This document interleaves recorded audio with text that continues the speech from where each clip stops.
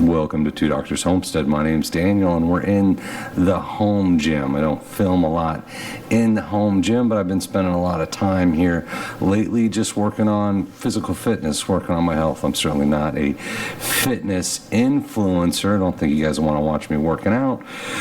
But I do want to talk about some potential health concerns, right, or other economic concerns, which is monkeypox, right? Monkeypox, you're hearing about it. You're hearing about monkeypox, and there's two sides of any pandemic, any pathogen, any public health emergencies. There's the actual pathogen, and there's the reaction to the actual pathogen. And I want to cover both of those. We want to talk about both of those before I start working out. And I'm not going to show you guys that. You guys don't want to see me working out.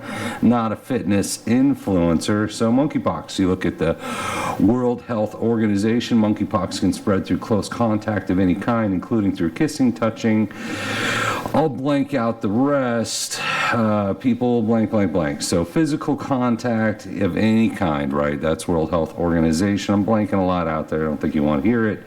Sort of that STD side of it, but also physical contact, right? So two main types of monkeypox. This is from the CDC, clade 1, clade 2. Both clades can spread through direct contact with infected wild animals, through close contact with a person with monkeypox, and through contact with contaminated materials, right? And the contaminated materials is maybe an important side of it to be aware of, right? Close or intimate contact. I'm going to skip that section. Not that we're necessarily the most family friendly.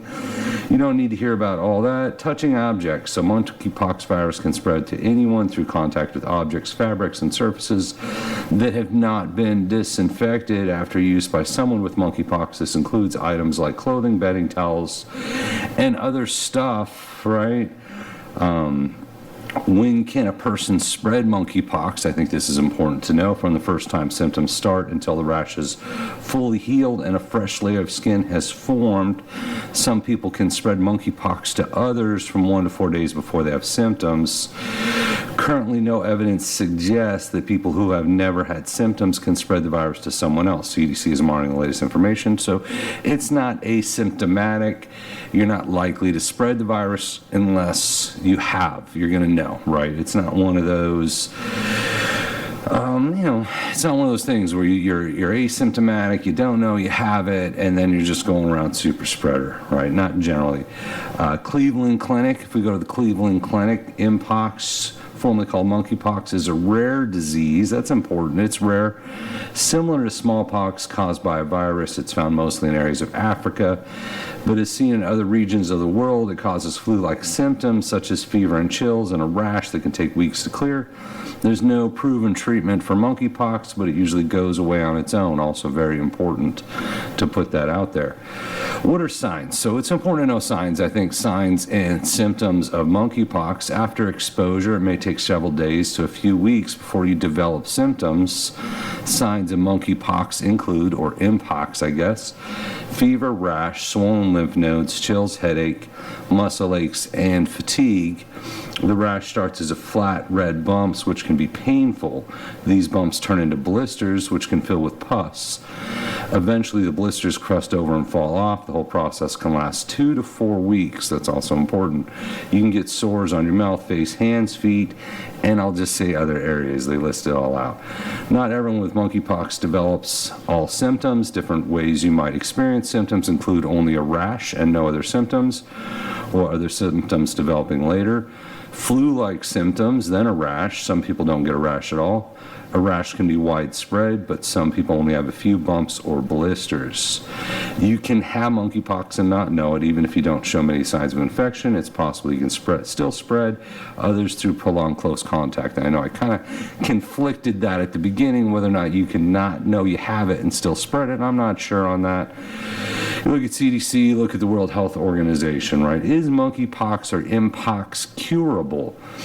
Mpox is usually a self-limited disease, gets better without treatment, with symptoms lasting from 2 to 4 weeks. Following diagnosis, your healthcare provider will monitor your condition and try to relieve your symptoms, prevent dehydration, and give you antibiotics to treat secondary bacterial infections that might develop. So let's jump into how do I take care of myself. But as I said, I also want to talk about, if you're sticking around already, the reaction to the virus, right? The reaction to any pathogen can be worse than the actual pathogen. How do I take care of myself? If you have Mpox symptoms, there are over-the-counter OTC medications that can help you feel better, including pain relievers and fever reducers, stuff like Advil, Motrin, Tylenol, and whatnot. Oatmeal baths, soaking in a warm bath, not dry, warm bath with colloidal oatmeal can relieve the dry, itchy feeling that comes with skin rashes. So if you're worried about it, oatmeal bath is certainly on the list. Things like Motrin, ibuprofen. Isolate yourself if you're infected. Avoid contact with others until your lesions have scabbed.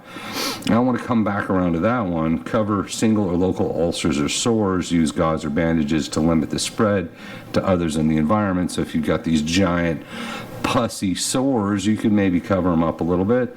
Take good care. It's important to stay home and rest when you're sick. So avoid contact with pets, right? Especially rodents. So I think that's all good to know, right? In general, it is very rare.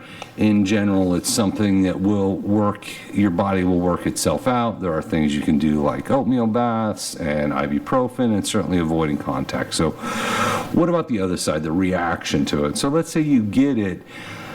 If it's going to take 2 to 4 weeks and you're going to have these giant open pussy sores, what are you supposed to do, right? Are you going to go to work with the giant pussy sores?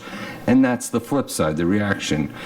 You know, when we had the COVID pandemic, you go to the grocery store and they got the giant plastic sheeting up, you know, the plastic sheets up in front of the tellers, and we're supposed to stand 6 feet apart because you couldn't tell who had COVID, who didn't have COVID. If this starts to spread, right, it's a big if this starts to spread, monkeypox is nothing new, it's going to be pretty obvious who has monkeypox, right? So if you have it and your face is covered in sores and that's going to take a month, what do? You just sit at home for a month? How many people have a month's worth of sick time? How many people can afford to sit at home for a month, to have groceries delivered for a month? Or are you going to go out? You're going to go out into the world. You're going to then spread, right? Are you going to spread monkeypox? You're going to self-isolate, self-quarantine. How are you going to support yourself for 2 to 4 weeks if you can't go outside? And the flip side is, what if you do? What if you're at the grocery store and you realize the person in line in front of you is covered in monkeypox sores? I think I'd step away from my cart and walk out of there, right? So there's that potential economic impact as it spreads. How do people afford to self-quarantine for weeks or a month at a time, right? So we talked about that. Now the reaction, right? What is the reaction going to be if this does spread, and what reaction are we seeing now in the Black Death, right? The Black Plague back in the Middle Ages. There was a superstition around cats that tied to somewhat with witchcraft, and they thought cats were evil, and they thought cats spread the Black Death, bubonic plague. So they killed a lot of cats, right? They got rid of the cats. They ran the cats out of the cities. And in doing that, they actually made it worse because really it was the rats. The rats spread the bubonic plague or the fleas on the rats. So getting rid of the cats actually made the situation worse. So it is possible in how you react, you can actually make the situation worse. So how are we going to react as a society if, I'm giving the if this does, say, go wider spread, right, and start spreading around? We see talk, certainly see talk on the World Health Organization of, global health emergencies. Does that lead to lockdowns? I think it's possible, not necessarily because that is the best option, right? Maybe that's just my opinion. There are other reasons. There are other reasons our government might want to go into lockdown right now. But if we do see lockdowns, and once again, this video isn't whether you should comply or should not comply, or whether monkeypox is real or not real or anything like that. I'm not trying to get into that. I'm trying to suspect what we could be seeing, what could be happening next when this pathogen, if this pathogen spreads, or how we're going to react to the pathogen. We could see lockdowns, right? That is certainly possible. It's within the legal rights of the government to lock us down. It just happens to be an election year. I think that's going to cause a lot of issues, upset a lot of people doing that. So do we lock down? There's the economic impact. I see this more as an economic impact pathogen, right? In that, from what I've read, it's not, historically, it's not exceptionally lethal. It is pretty uncomfortable to get it. Certainly, the isolation is a factor, right? If you're covered in these giant crazy sores, you're going to try to self-isolate. And how do you support yourself? What's the impact to the economy if people start calling in sick and saying, "Hey, I got monkeypox. I can't come into work for a month." Right?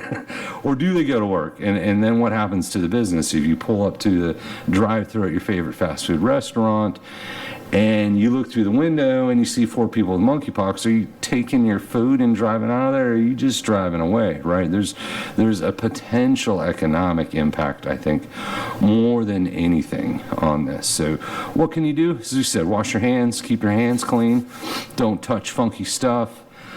There's the STD side of it that I'm not going to get into, but for everyone else, just try to wash your hands, try to stay vigilant, avoid the big pussy stuff.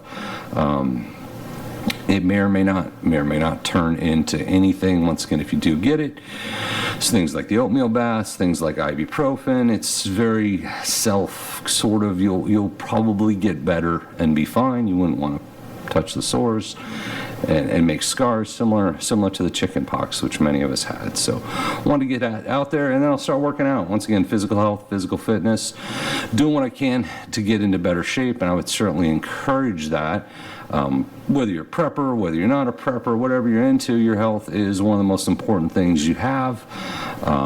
Certainly your skills that's in your head, your health, I would encourage that. So as always, I hope that helps out. Thank you for watching, and we appreciate you.